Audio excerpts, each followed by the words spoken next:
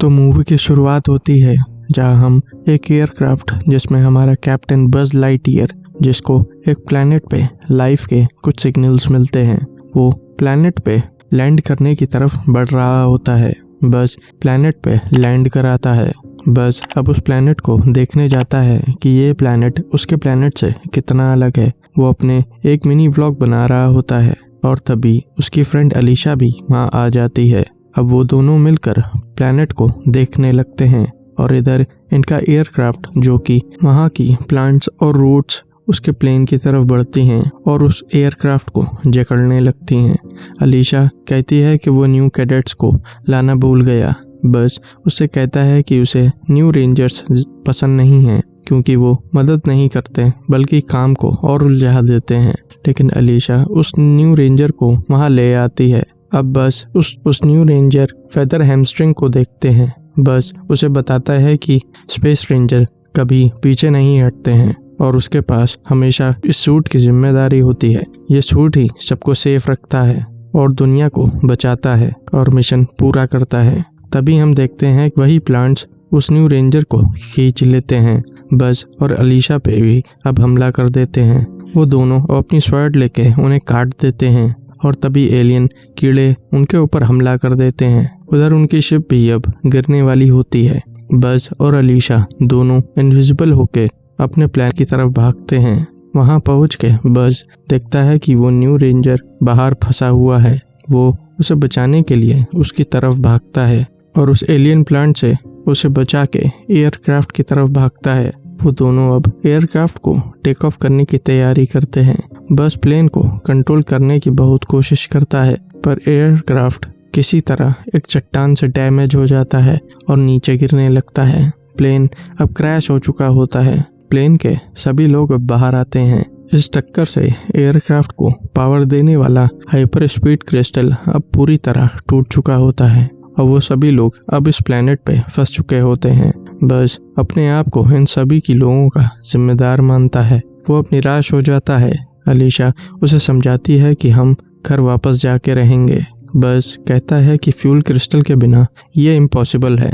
अलीशा बताती है कि हम फ्यूल क्रिस्टल यहाँ खुद बनाएंगे। बस कहता है कि वो बहुत अनस्टेबल होते हैं। अलीशा कहती है कि हम उसे यहाँ टेस्ट करेंगे। बस कहता है कि उसको बनाने का मतलब है सूरज को रस्सी से बांधना और फिर उस रस्सी को एक प्लेन से खींचना होता है और इस सब के लिए हमें एक पायलट भी चाहिए जो कि वो खुद होता है। अब क्रिस्टल को बनाने का काम शुरू हो जाता है। उन सभी को अब इस प्लेनेट पे रहते हुए पूरे 1 साल हो चुके होते हैं। काफी मेहनत के बाद आज बस उसको टेस्ट करने के लिए रेडी हो रहा होता है और अपने प्लेन की तरफ बढ़ता है और वहां से वो फ्यूल लिक्विड लेके उसे क्रिस्टल बना देता है। वो क्रिस्टल अब बस के प्लेन में इंस्टॉल किया जाता है। अलीशा अब उसे टेक ऑफ करने के लिए कहती है, जिसके बाद बस आकाश की गहराइयों की तरफ बढ़ता है। ऑटो पायलट आइवन बस को प्लेन के रूट मैप देती है जिसमें उसे सूरज के चक्कर लगा के 3 रिंग से होते हुए प्लेनेट पे वापस आना होता है। बस क्रिस्टल फ्यूल अब स्टार्ट करता है और तेजी से सूरज की तरफ बढ़ता है और वो जैसे ही फुल पावर करता है फ्यूल क्रिस्टल अनस्टेबल हो जाता है। बस प्लेन को किसी तरह कंट्रोल करके वापस प्लेनेट पे वापस आता है। वो अब अपने प्लेन से बाहर निकलता है तो उसे सब बदला हुआ लगता है। वो पूछता है कि वो यहाँ कितने दिन बाद आया है, जिस पे वो बताता है कि वो 4 साल बाद वापस आया है। वो अलीशा के पास जाता है जहाँ रोबोट उसे बताते हैं कि हाइपर स्पीड की वजह से उसका टाइम प्लेनेट के टाइम से धीरे हो गया और बज ने स्पेस में कुछ समय ही बिताया था लेकिन इस प्लेनेट पे 4 साल बीत चुके हैं।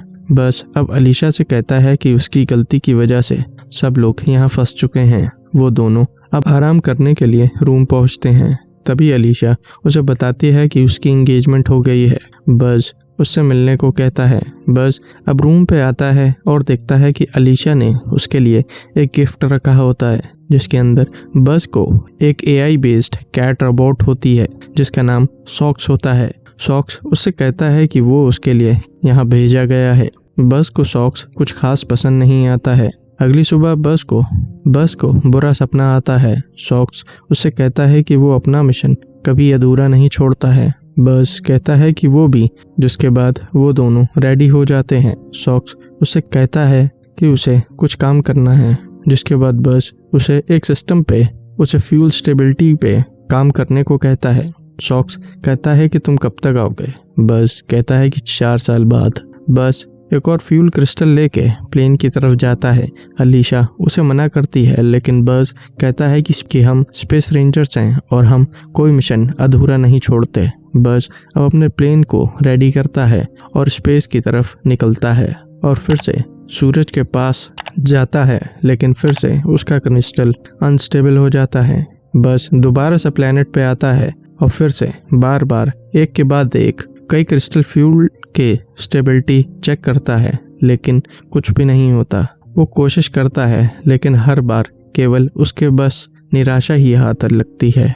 लेकिन फिर एक दिन जब वो आता है तो अलीशा उसे नहीं मिलती है। उसे अलीशा का वहाँ एक मैसेज मिलता है और उससे पता चलता है कि वो अब इस दुनिया में नहीं है। अब बस बहुत उदास हो जाता है, क्योंकि अलीशा ही उसकी आखिरी सबसे अच्छी दोस्त थी और अब उसकी जगह एक और न्यू कमांडर आते हैं। बस उनसे कहता है कि अब आगे का क्या प्लान है। कमांडर उसे कहते हैं कि अब वो लोग उसी प्लेनेट पे रहेंगे और अपने लिए एक लेजर शील्ड बनाएंगे और बाकी की जिंदगी इसी प्लेनेट पे बिताएंगे। बस उनसे कहता है कि वो इस मिशन को पूरा कर सकता है, लेकिन कमांडर उसकी एक नहीं सुनते हैं।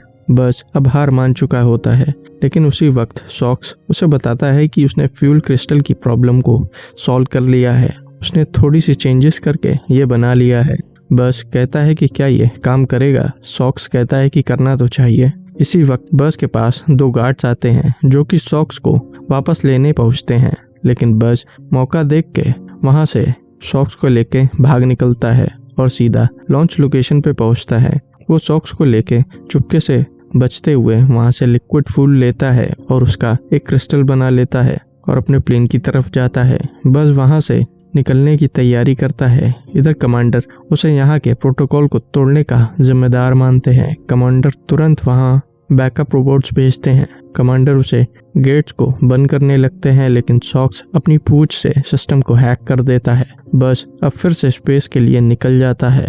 वो फिर से अपने रूट पे सूरज के चक्कर लगाता है और फ्यूल क्रिस्टल की फुल पावर को लगाता है और इस बार बस हाइपर स्पीड तक पहुंच जाता है। वो वापस अब प्लेनेट पे पहुंचता है और शिप से बाहर आता है। उसके पास अब सही क्रिस्टल फ्यूल होता है। एक शख्स वहां आता है और उसे छुपे रहने को कहती है। बस उससे पूछता है कि वो कौन है। वो उसे शांत रहने को कहती है और तभी हम देखते हैं कि वहां एक रोबोट आता है और वो बस के शिप को दूसरे एलियन शिप पे ले जाता है। अब उस शिप के अंदर हम देखते हैं जर्क को, जो कि इस कहानी का मेन विलेन होता है। वो उस शिप के प्लेनेट को ढूंढने को कहता है। बस और सॉक्स अब उसके पीछे जाते हैं। बस को अब कुछ समझ नहीं आता है कि यहाँ क्या चल रहा है। वो अब बस को पहचान जाती है। तभी हम देखते हैं कि वो लड़की अलीशा की बेटी इजी होती है। सॉक्स बताता है कि हम 22 साल बाद यहाँ आए हैं। इजी बस को बताता है कि यहाँ एक जर्क शिप ने आकर इस प्लेनेट पे कब्जा कर लिया है और हमारे ऊपर हमला कर दिया था, जिसके बाद सब बदल चुका है। इजी बस को अब अपनी टीम के पास ले जाती है। बस कहता है कि तुम्हारे पास एक टीम है। वो लोग अब एक प्लान बनाते हैं। बस कहता है कि हमें क्रिस्टल को उसकी जगह पे लगाना है और यहाँ से निकलना है, लेकिन बीच में जर्क के कई रोबोट्स आएंगे। बस पूछता है कि तुमने ट्रेनिंग कहाँ ली है। इजी बताती है कि उन्होंने किसी भी तरह की स्पेस रेंजर की कोई भी ट्रेनिंग नहीं ली है। बस उसे पूछता है कि क्या वो लोग वेपन्स चलाना जानते हैं, लेकिन उनमें से कोई भी वेपन्स चलाना नहीं जानता। बस अब अकेले ही वहां से जग के शिप तक जाने का प्लान बनाता है।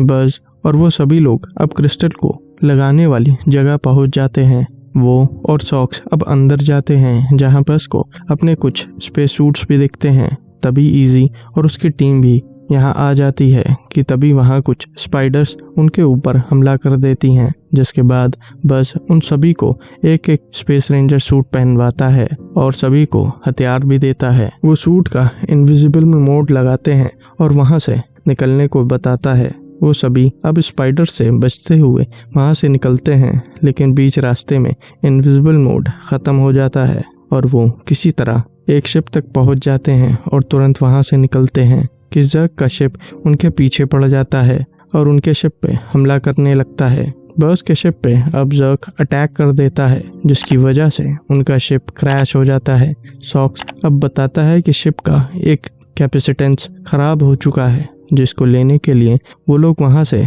पास की एक जगह में जाते हैं, जो कि एक पुरानी ड्रिल होती है। वो लोग अब उस जगह में जाते हैं और हमारे AI किट सॉक्स कैपेसिटेंस को ढूंढ ही लेता है और ड्रिल से निकलते हैं। लेकिन तभी एक धमाके के साथ ज़र्क की वहाँ एंट्री होती है।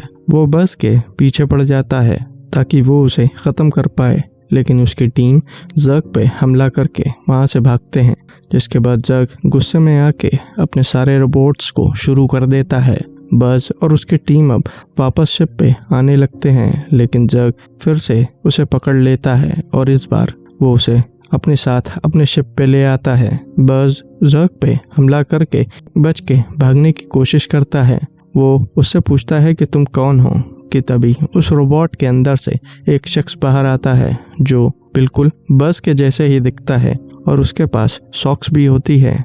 ज़र्क अब बज़ को बताता है कि तुम और मैं एक ही हैं, बस मैं 50 साल आगे से आया हूँ। ज़र्क बज़ को बताता है कि उसने भी हाइपर स्पीड को पा लिया था, लेकिन जैसे वो प्लेनेट पे पहुंचा, कमांडर ने उसे कैद करने के ऑर्डर्स दे दिए थे, इसलिए मैं वहां से भाग आया था। और क्रिस्टल फ्यूल की वजह से वो स्पेस में इतनी तेज़ रफ्तार से गया कि वो फ्यूचर में पहुंच गया था, जहाँ की टेक्नोलॉजी यहाँ से कहीं बेहतर थी। और फिर उसने क्रिस्टल की मदद से वक्त में पीछे जाने का सोचा। वो बज़ से कहता है कि अब हम समय में पीछे जाके कुछ भी बदल सकते हैं। बज़ कहता है कि फिर तो हम उस समय में पीछे जाके उस एयरक्राफ्ट को भी यहाँ क्रैश ही नहीं होने देंगे। अब ज़र्क बज़ का समय में पीछे जाने को कहता है और उसे रिवर्स मोड पे करता है। बज़ को वहाँ अलीशा की एक फ़ोटो दिखती है। वो ज़र्क से कहता है कि ऐसे तो अलीशा को उसकी ईजी नहीं मिल पाएगी। ज़र्क अब बज़ से उसका क्रिस्टल मांगता है। बज़ कहता है कि हमें शायद इसके बारे में सोचना चाहिए। वो बज़ को बताता है कि हम स्पेस रेंजर हैं और हमें अपना मिशन पूरा करना ही होगा। बज़ अब वहाँ से जाने लगता है, लेकिन ज़र्क के रोबोट्स वहाँ आ जाते हैं।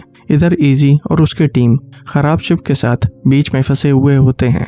इजी हार मान जाती है कि वो उसकी मॉम की तरह नहीं है, कि तभी इजी को वहाँ ज़र्क के रोबोट का एक टेलीपोर्टर दिखता है। वो सबको अब उस टेलीपोर्टर से एक्टिवेट करके सीधा ज़र्क के शिप पे पहुँच जाते हैं। ज़र्क अब बस से वो क्रिस्टल ले लेता है। बस कहता है कि तुम यहाँ सब कुछ ख़त्म कर दोगे, सबकी फैमिली और सबको जो यहाँ रहते हैं। वो यहाँ सालों से रह रहे हैं और ये प्लेनेट उनका घर है। तभी सॉक्स पीछे से ज़र्क को बेहोश कर देता है। बज़ तुरंत क्रिस्टल को लेके वहाँ से निकलता है। इजी और उसके चिल्लर भी ज़र्क के शिप पे पहुँच जाते हैं और हथियार लेके बज़ को बचाने निकल जाते हैं।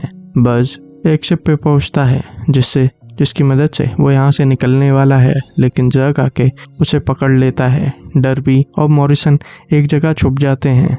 रोबोट्स उनकी तरफ बढ़ते हैं, लेकिन डर्बी एक बॉम्ब बनाती है। इजी अब बज़ के पास पहुँच जाती है। ज़र्क बज़ को ढूंढ के मारता है कि उसी वक्त इजी भी वहां पहुंच जाती है और वो तीनों प्लेन से टेलीपोर्ट हो जाते हैं। इधर डर्बी और मॉरिसन भी वहां पहुंच जाते हैं। बज़ अपने शिप पे पहुंचता है कि तभी एक धमाका होता है और बज़ एक शिप में होता है और तुरंत वहां से निकलने की तैयारी करता है, लेकिन पीछे से ज़र्क आके उसके प्लेन के क्रिस्टल फ्यूल निकाल लेता है और उसके प्लेन पे हमला करता है। कि तभी बज़ भी अपने प्लेन से बाहर निकलता है और क्रिस्टल की तरफ गोली चला देता है।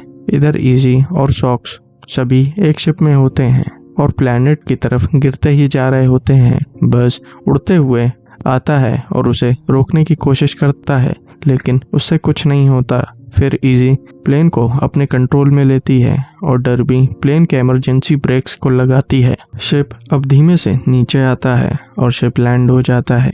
सभी अब उस शिप से सेफली बाहर आते हैं। कमांडर अपनी टीम के साथ वहां आते हैं और उन सबको बेस पे ले जाते हैं, जहां वो बज़ और उसकी टीम से कहते हैं कि उसने कमांडर्स के ऑर्डर्स ना मान के गलत किया। लेकिन कमांडर बज़ से कहते हैं कि उसके प्रदर्शन को देख के वो उसे एक न्यू स्पेस रेंजर टीम बनाने को कहते हैं। बज़ कहता है कि वो ये नहीं कर सकता, क्योंकि उसके पास उसकी स्पेस रेंजर्स टीम है और हमें बस और उसकी टीम के रेंजर्स दिखते हैं, वो भी न्यू सूट्स में। That's all for today's videos. Video पसंद आई तो वीडियो को लाइक, कमेंट एंड सब्सक्राइब करें ताकि आपकी कहानियों का सफ़र यूं ही चलता रहे। मैं मिलता हूँ आपसे अगली वीडियो में किसी और कहानी के साथ। Till then keep watching movies magnitude.